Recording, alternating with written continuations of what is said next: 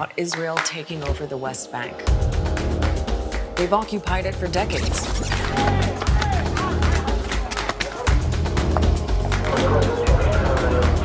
The difference this time is Israel wants to make it official. The Palestinians call it an illegal land grab.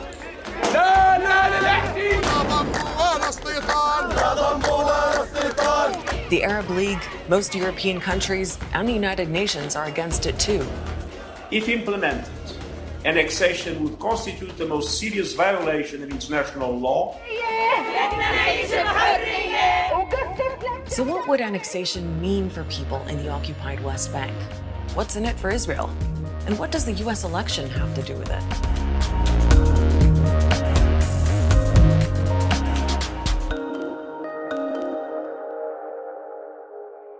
When it comes to understanding news out of Israel and Palestine, it helps to look at a map. The fact that the map changes all the time, well, that's part of the problem. Here's what it looks like today. This part is considered Israel. The Gaza Strip and the West Bank are under Palestinian control. The real power, though, lies with Israel. Those Palestinian territories are under an Israeli military occupation, and it's Israel that decides who and what goes in or out, and a whole lot more. And this arrangement is considered illegal under international law. Now, the map hasn't always looked like this. This was Palestine before 1948. Over time, Israel expanded by winning wars, moving borders, and building settlements. The focus right now is the occupied West Bank. In more than 50 years, Israel's built at least 250 settlements. They're home to more than 600,000 Israeli settlers. And all those compounds are connected by roads that only Israelis can use. It means Palestinians are trapped on a patchwork of land, blocked by Israeli separation walls, and with limited freedom to travel. They have to get through Israeli military checkpoints. And now Israel wants to annex some of that territory, meaning it will extend its sovereignty over land it already occupies. Now, it's unclear which parts the Israeli government is eyeing, but it could be as much as 30% of the West Bank, including the Jordan Valley, maybe more. And the Palestinians see that only one way. It means the theft of land. And in the case of Palestine, it's not only the theft of land, but also the displacement of indigenous Palestinians. Let's understand what life is already like for Palestinians living in the West Bank.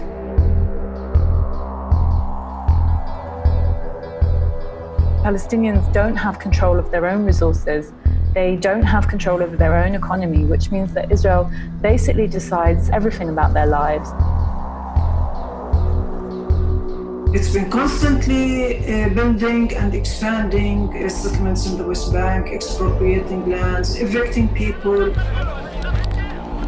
More than 90% of Palestinians' requests for construction are denied by Israel, forcing them to build illegally on their own land. And once they construct it, Israel immediately destroys that. It's a never-ending cycle. So what will annexation change? Well, some Palestinians say not a lot, but others think life for them is going to get much harder. Annexation will change everything in the day-to-day reality of the Palestinians.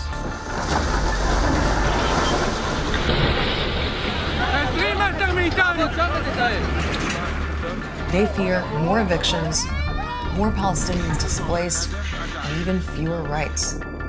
So what will be the status of Palestinians? Israel is not likely to recognize them as residents. The annexation, if it happens, means that Israel has declared itself as a country of apartheid, a much worse apartheid than what prevailed in South Africa. One of the biggest concerns for Palestinians is the annexation of the Jordan Valley. It'll give the Israeli military a strategic vantage point, full view and control over the area, plus total access to the Jordan River. It also means surrounding Palestinian territories in the West Bank and cutting off their access to water. Jordan Valley is a huge resource. It's hugely fertile. It's where a lot of agriculture is. It's where a lot of water is as well. Palestinian farmers in the West Bank say they barely get enough water as it is. Israeli settlers in the Jordan Valley receive almost 20 times more water than they do. All of these issues risk upsetting Israel's neighbors, like Jordan. Jordan has threatened that this would severely affect both its peace relations with Israel and its agreements with Israel. It is a path to institutionalized apartheid in Palestine, and that's not a recipe for peace. So what's Israel's justification? Well, Prime Minister Benjamin Netanyahu doesn't even call it annexation. He calls it applying sovereignty over Jewish settlements. It's something he's always wanted to do. He's made it a campaign promise in the last 3 elections. But it's not just Netanyahu. The Israeli position has always been that the country faces the threat of attack and that the land they're taking is historically theirs. הזדמנות לעגן את ביטחוננו לדורות, והזדמנות לנצור לעד את נחלת אבותינו. And it's not something that is a partisan policy in Israel. The illegal settlement building in the West Bank was spearheaded by an Israeli Labour government, a so-called left-wing government. Practically speaking, annexation also makes it easier to build more settlements. Usually it's Israel's defense ministry which approves construction. But if Israel treats occupied West Bank land as its own, settlement construction would boil down to local paperwork. It will be much easier for Israel to evict all of these communities and to push them into the Palestinian enclaves. All these plans were supposed to go ahead in July, but they're on hold for lots of reasons. The details about annexation still haven't been worked out, and Netanyahu's coalition partner Benny Gantz says he'd rather focus on fighting the coronavirus, for now at least. Even the Americans want more discussion, but there's no question they're on side. The Jewish state has never had a better friend in the White House than your president, Donald J. Trump. In fact, annexation is part of the Trump administration's plan for the region, what the president calls his deal of the century.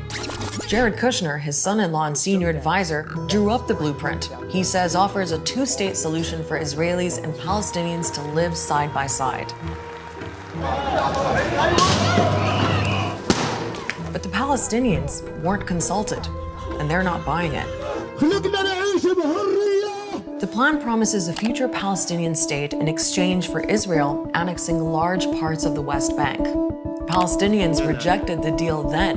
وهذه الدولة التي سيعطونها لنا هي الجبنة السويسرية سويس تشيز. And they still do now. There's also a US presidential election in the mix. That's in November. And plenty of analysts say Prime Minister Netanyahu is trying to seal the deal in case Trump is voted out. So there's a momentum here that the Israelis want. The challenge will be to maintain that momentum in the face of nearly universal condemnation. Gefährdet die Stabilität der Region und hat großes Eskalationspotenzial.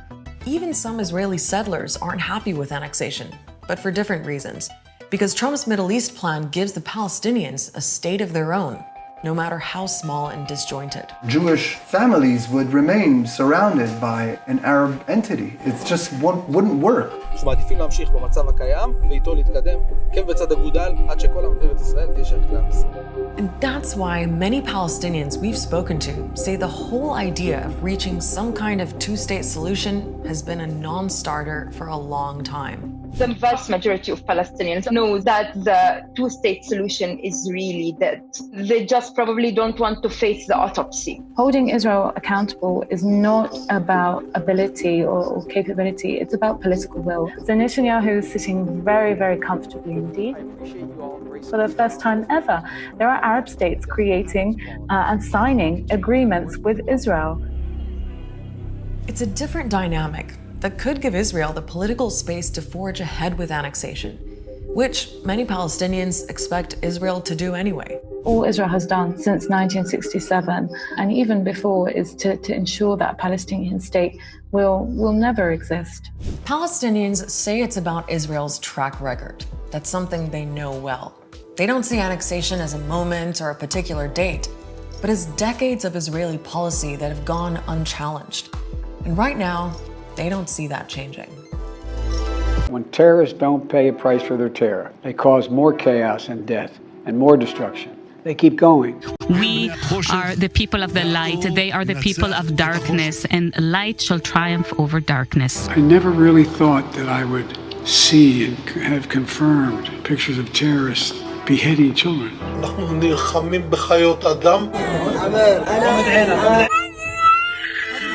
Israel has the perfect right to defend itself.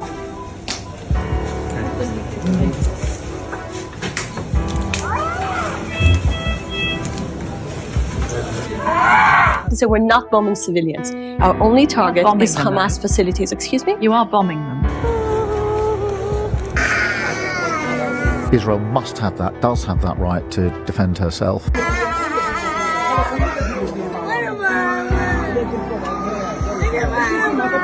Israel has an absolute right to defend itself. Israel has a right to defend itself. I welcome that there is unity across these dispatch boxes on Israel's right to defend itself.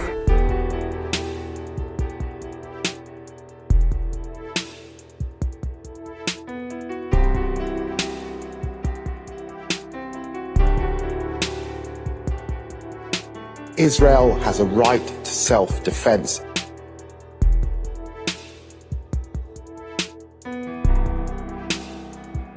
You know, I'm very puzzled by the constant concern which the world is showing for the Palestinian people, for these horrible, inhuman animals. The UN have been saying consistently over the last few days that there is a catastrophic crisis, a calamity emerging on the ground, and you are simply saying they're either exaggerating or they're wrong, are you? Yes, I am.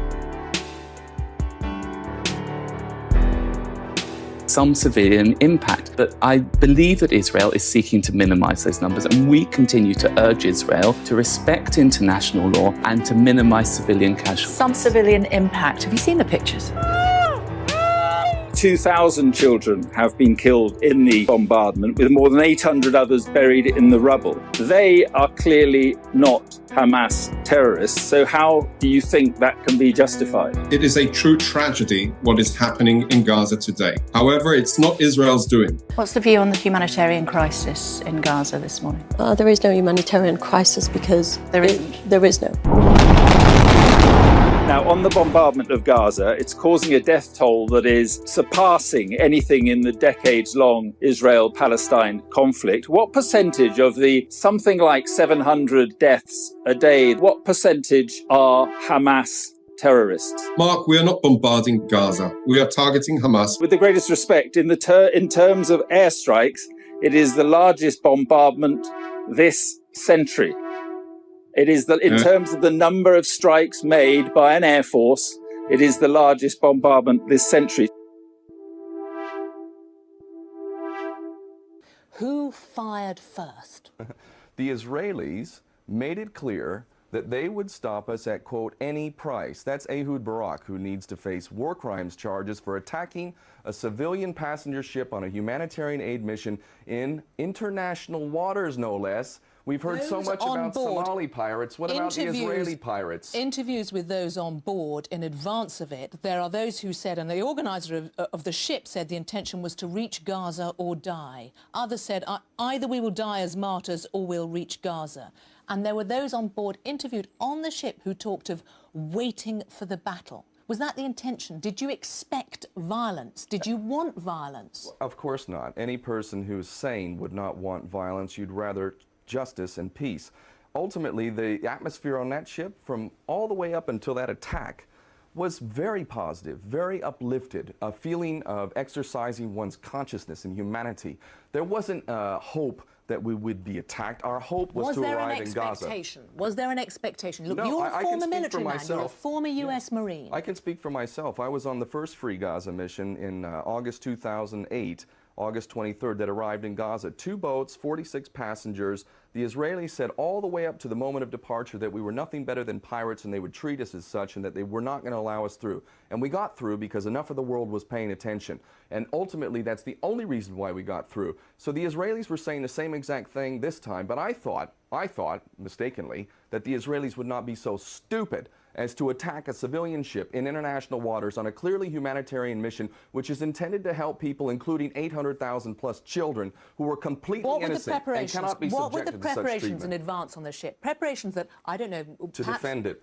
To defend it. So, the images that the Israeli Defense Force have released of wooden batons, of pipes being sawn in preparation... I don't have any problem with that. The knives I have a problem with, because we were specifically told not to use any knives. Knives could be lethal. But you know that there were those on board who had knives and used knives. Really? Where's the proof? What, from Israel? They're lying. They lie incessantly. Are the soldiers who were wounded lying? That they are telling the truth? What about the soldiers who were wounded? Those soldiers should be dead if we were terrorists. Why are they alive? Because we're not there to kill people. You accept soldiers were shot? No, I don't accept that. So the soldier who says he showed... Do you know how many soldiers died in the invasion of Gaza last year? The point... Do you know how they died? I'm interviewing you. I'm interviewing you because you were involved in this. Where's the video footage of shooting Israeli soldiers? I'm interviewing you because you were involved. I had a pistol in my hand. I had a 9mm pistol in my hand. I'm an ex-Marine. I've been in combat. I've served in a war situation. If I wanted to kill an Israeli soldier, I can guarantee you he would be dead right now. How did you feel? Tell us how you felt when you were involved, because you were involved, as you say, you weren't on the top. I felt like I was involved in protecting innocent people from dying. I'd already seen one dead body, and soon I saw several more, and this Israeli commando, for all I know, was the murderer of one of my brothers over there. So you're holding three of them. So disarming him was saving life. What did you do with those three? You make the point that you eventually released them. What did you do with the three that you were holding? They were given medical attention by a doctor, and that's fairly well established at this point. Are you angry with them? Yes, I was. Yes, absolutely. They just killed people who were on a humanitarian mission. Of course I was angry. There were a lot of angry people. Did you beat them up? I didn't beat them up, no. No, I did not. What did you but I don't have a problem with those who defended themselves and who beat up, apparently, some Israeli commandos who were on board and killed 9 people, at least. What the hell is the problem with that? Sure. If somebody came in your home... There are lots of people who would argue that, you know, that they shouldn't have done what they did. Israel might be the first to say that it regrets loss of life. But the argument is the extent of provocation. They say it was self-defense. And one of the commandos describes, the 4th commander to come down, describes landing and seeing his team leader with his own pistol being held to his head. And he says that is why he fired. Wow. Now, I know you weren't on the top deck, but you don't know that that didn't happen. And that would be an explanation. You're a military man. Sure. That would be an explanation of what triggered it. The predictable consequences of what Israel did would be loss of life. And the loss of life was not on their side, it was our side. And the loss of life would have been on their side, except for we're not murderers. The Israelis are the murderers. We had 3 people, commandos, who may have been the murderers of our brothers, and they're living another day. They are going to feel the embrace of their loved ones once again, the sunshine on their skin, because we let them go. What about the people that the other people on board that ship? Because one of the things that Israel says is that of the 700, there were 700 of you on that ship. Of that 700, 50 were extremists, as they call it. And the group that organized this, IHH, a Turkish group, has had some very extreme criticism of it in the past. And this is not just from the Israelis. Do you know enough about the people you were involved with? You know what I do know? Israel has released a statement, the IDF has released a statement saying that I am involved in, quote, terrorist activity. I'm a radical, anti-Israeli activist, and, this is important, that I was going to Gaza to train commando units for Hamas. So, if you ask me, do I believe Israel when it repeats its lies? No, I don't believe Israel. They are lying consistently, and anybody with their eyes open can see that. Forget Israel. Let's talk about a French magistrate, Jean-Louis Bruguière, who said of IHH that it played an important role in an attempt to bomb Los Angeles airport. I've read that whole magistrate situation has been completely discredited. I invite everyone who's watching this program to go and see the evidence used by that magistrate to accuse IHH of any serious terrorist involvement. It's absolute rubbish as well. He also talked of the leader of IHH, who was on the ship with you, that he had tried to recruit soldiers for a holy war in the 1990s. You know what? We live in a world of Orwellian doublespeak, where the peacenik is the terrorist and the terrorist is the peacenik. I refuse to accept Israeli accusations when, in fact, they do everything they can to hide the truth. I'll quote Zippy Livni for saying in the invasion of Gaza that the Palestinians in Gaza, there is no humanitarian disaster in Gaza. This is how they feel about it, because if there You don't like the French judge, you don't like Israel. What about the Danish Institute for International Studies said that the IHH was a front for funding terrorist groups? Nelson Mandela was a terrorist, according to Margaret Thatcher and Ronald Reagan. So I guess maybe that man is falsely accused as well. Where's the evidence? Where's the evidence? But isn't this changing the ground rules? I mean, this is in terms of what these people... Changing the ground rules? What do you know about AHH? What do you know about what they're doing? It's not my job to go and spend time investigating every activity of every person I deal with. I stand by what I've done, and I am proud to have stood shoulder to shoulder with my brothers from IHH and around the world who did the right thing, who refused to accept the unacceptable. And with Hamas? And Hamas, you know what? The IRA is now part of the government in Ireland, but they were the terrorists of their day as well. If Hamas had been allowed an opportunity to give the political chance, the political process an opportunity, maybe they would not be involved in violent resistance as they are. However, they have never been given an opportunity This is double standards. I mean, just as... No double standard. Well, in terms of the way you were talking about what Israel does and what you're talking about Hamas does, people were critical of the IRA when it did what it did, and it was only when it turned to political means that it was deemed acceptable. Amnesty says of Hamas that it engaged in a campaign of abductions, deliberate and unlawful killings and torture.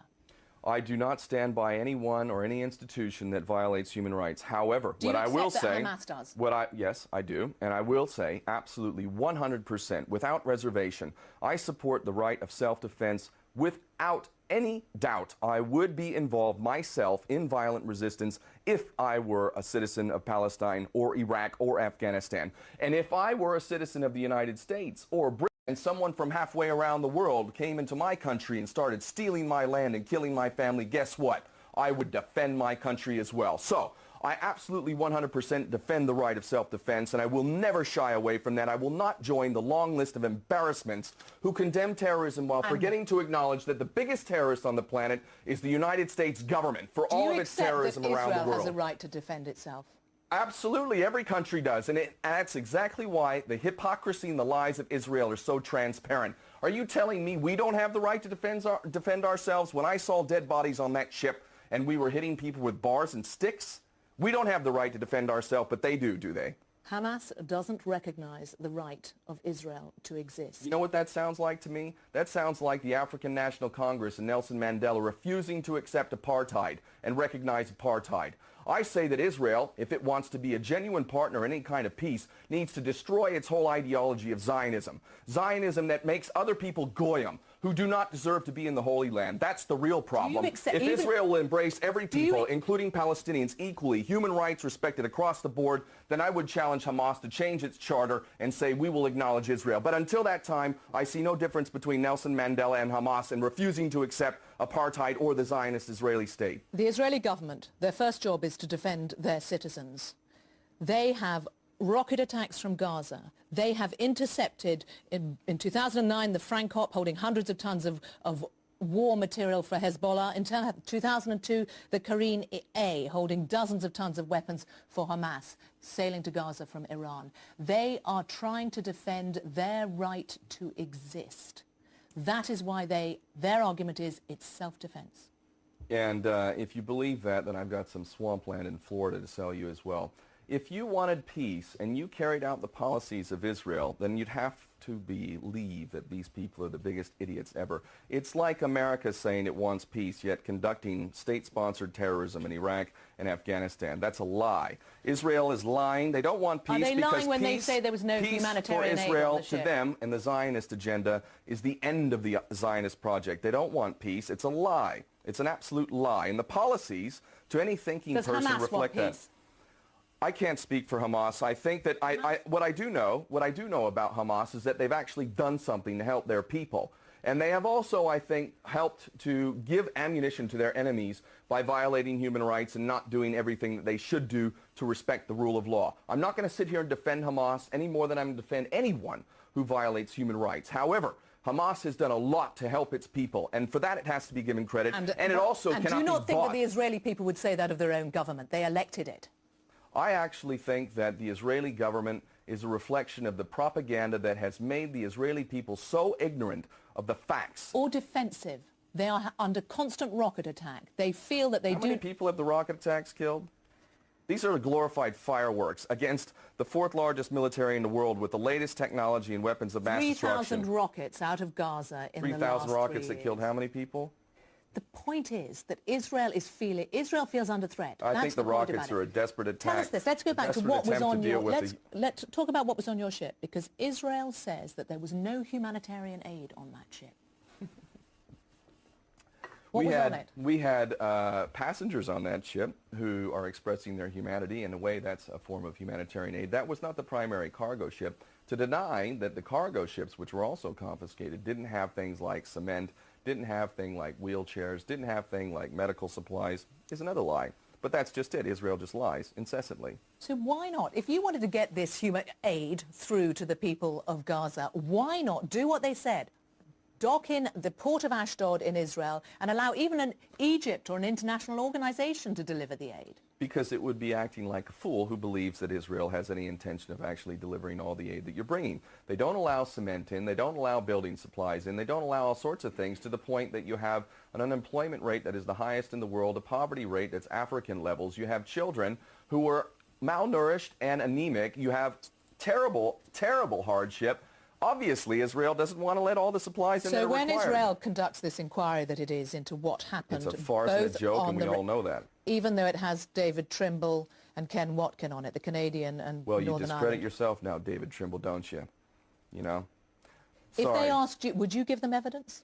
Absolutely. I'm giving evidence right now. I have nothing to hide. Would you go back to Israel to give them evidence? I'm seriously considering that. Because you know what? There are thousands of political prisoners from Palestine, my brothers and sisters who I consider to be my family, who don't have the same opportunity that I do. They don't have that shining light on me. They don't have BBC interviewing me. Yet they're sitting there in prison not having access to their family, and they're my brothers and sisters. So I'm thinking about it very, very seriously, even though I know there is no justice in Israel. Do you fear for your life? You've talked about the fact that you might be on some I believe in what Malcolm X said. When he was asked, what is the price for freedom? Malcolm said, the price for freedom is death.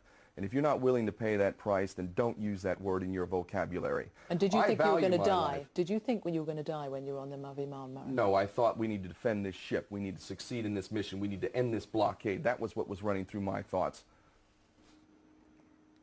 You used to be a U.S. Marine. You've moved quite a long way from that. Thank God for that. You burnt your American passport. I renounced my U.S. citizenship formally because I do not agree to the terms of citizenship. I refuse to pay into a tax system that's being used to commit mass murder, war crimes, and crimes against humanity.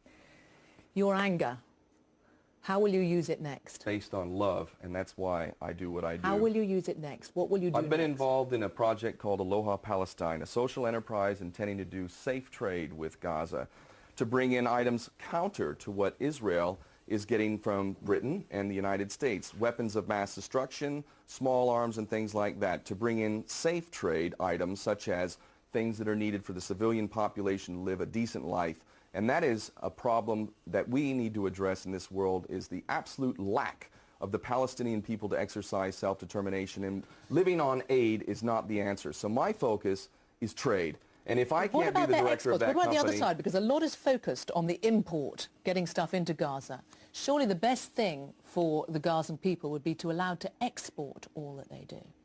Yeah, and they have millions of carnations that they could be exporting, and they feed it to livestock because it's not allowed out. Now, I have a family. I'm a father. I have a beautiful son, a beautiful wife, and I have some responsibility to them, but I have a greater responsibility to the world that I live in. I don't know that it's possible for me to not be on the next flotilla. And I'd really like to say publicly right now, Hugo Chavez, you need to be on that flotilla. Nelson Mandela, if you can possibly do it, you need to be on that flotilla. Anyone who's serious, who has any real influence in this world, who really cares about justice, you need to be on that flotilla. We will end this blockade, and that's where I intend to be, on that next flotilla. The chances of any of them going on that flotilla presumably were reduced when there was violence. Do you feel in any way responsible on the behalf of those on the ship for the violence that came from it? I feel responsible for defending that ship and the mission, which was intended to protect innocent civilians who are being collectively punished in a policy which would only be considered insane by any thinking, compassionate person. So it was worth it? It was absolutely worth it. We need to do it again. KenOKeefe, thank you for coming on Hard Talk. Thank you.